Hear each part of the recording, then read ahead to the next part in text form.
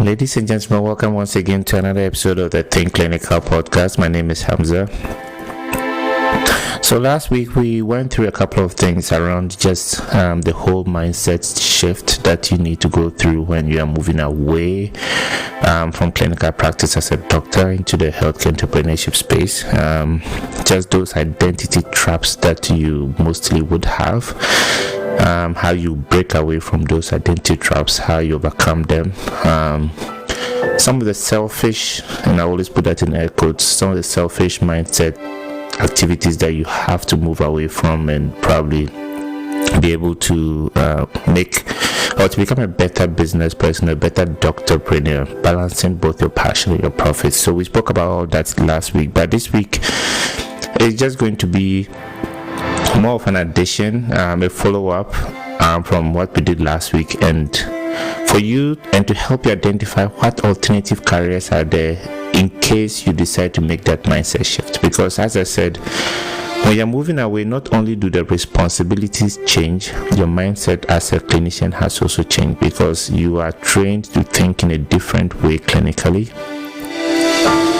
But what you need to do outside the confines of your consulting room and all that is way different. So those are some of the things that we have to look at. But the rise of just healthcare entrepreneurship in general has increased, and that demand for healthcare services from people has also increased. So it's beginning to call for doctors not only to be active clinically, but to be able to identify areas that they can contribute to in order to meet this increasing healthcare need. And the traditional clinical role doesn't do justice to what needs to be done out there in terms of the demand. So we are not meeting the demand of what people mostly would want to be able to achieve through this period, but they are mostly in a space where we have providers that actually have been able to find ways to really balance the traditional clinical roles and just the alternatives, or whatever that demand is, just bridging that gap. So let's look at some alternatives. So if you've made that decision to move on, what alternatives do you have out there? So the first one is healthcare consulting, and I have done this in the past. So I had a consultancy firm from 2014. It's still running, but not as strong as it used to in Ghana. So mostly what we did was to identify corporate institutions who had a basic need for finding people who can help them build their healthcare policies, build guidelines around healthcare delivery, and help them identify primary care providers that will be able to meet their needs. And also, just in case they have situations where they have to go all the way to a tertiary level, they're able to get the preferred care, the timely care that they need. They're able to, someone is able to facilitate or help them to be able to get the kind of care, the quality of care that they want for their employees. So a lot of the work I did around my consultancy was just identifying these corporate institutions, which were mostly multinational companies, speaking with them, identifying their health needs and expectations, and drawing out policies, first of all, that will protect them financially from overspending in healthcare unreasonably. And secondly, also helping them. So we draw parameters around what the healthcare they provide is going to look like, and then we identify these primary care providers that are either close or far, that are capable of offering the kind of services or the quality of services that meet their expectations, and just help. So we are helping them meet the highest quality whilst also controlling costs for them. And we did this since 2014. We did that for over 10 years. We've done that for over 10 years now, so that has always been one of the things that has helped us to be able to get out there and help people bridge that gap for the increase in healthcare demand.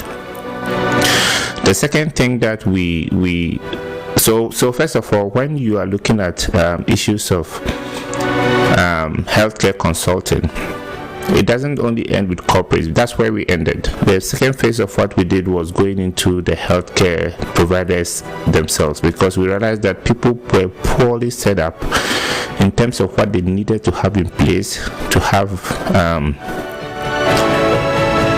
a safe place to practice as a clinical space. Secondly, we also identified that people did not even identify how a workflow within a hospital setting should look like. And thirdly, administratively, people did not know how to set up their hospitals administratively to be able to oversee every clinical activity and help to meet the demands clinically when the need comes up. So the second phase of what we did was mostly moving into that space where we had people who, by virtue of the fact that probably they didn't have any background in the medical practice, or even if they did, needed help setting up and operationalizing their hospitals and making sure that they are able to, one, meet the minimum requirement to be able to provide the best quality of care. Secondly, they are able to set up their hospitals with the most efficient workflow system that will help them to not to overspend it, especially in the beginning of the business, but to be able to meet the minimum requirements whilst also being not overspending, especially when they haven't started seeing or making money yet. And the third one is helping them set up administratively, setting up your accounting system, setting up your administrative workflow, your paperwork, everything that needs to be done at the top, your payroll, all those things that need to be set up properly, we help you set them up. So that's the other thing. So healthcare consultancy can come in two forms. You can offer these consultancy services like we did to corporate institutions that need help in actually understanding and putting policies around their healthcare delivery to their employees. You can also do this from the healthcare provider, where you help healthcare providers identify and set up and operationalize and be efficient.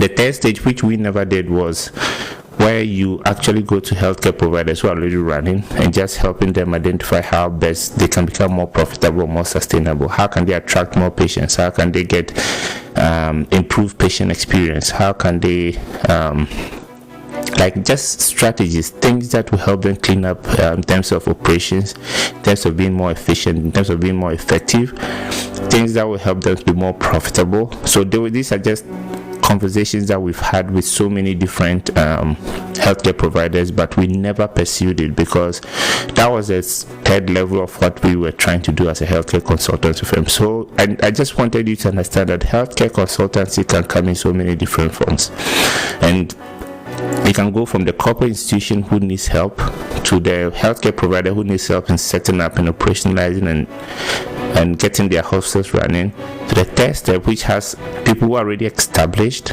but do not have any they don't have an effective accounting system, they don't have an effective HR system, their operations are not very efficient, there's a lot of wastage, they are trying to find ways to be more profitable without compromising quality of patient care. So those are some of the things you can do as a healthcare consultant. So that's one. The second one is in healthcare administration, which is something I am pursuing now actively, and this is you going into healthcare organization and managing the day-to-day. So you're at the top of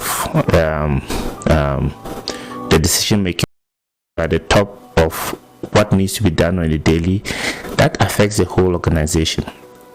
What does this mean? You are in a position like a CEO, like a COO, like a CFO.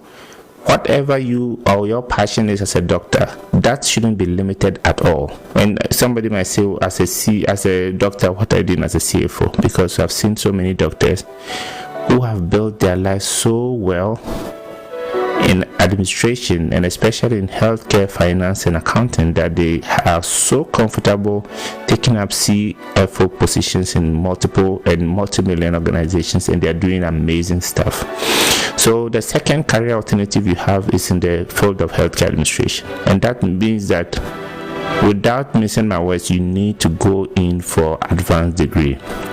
Either advanced a master's in business administration, which really opens up the bracket to anything you can do, or a master's in healthcare administration and policy, which limits you to the healthcare administration bit of things, but is more tailored towards healthcare businesses and how to run a healthcare business. So you have two options.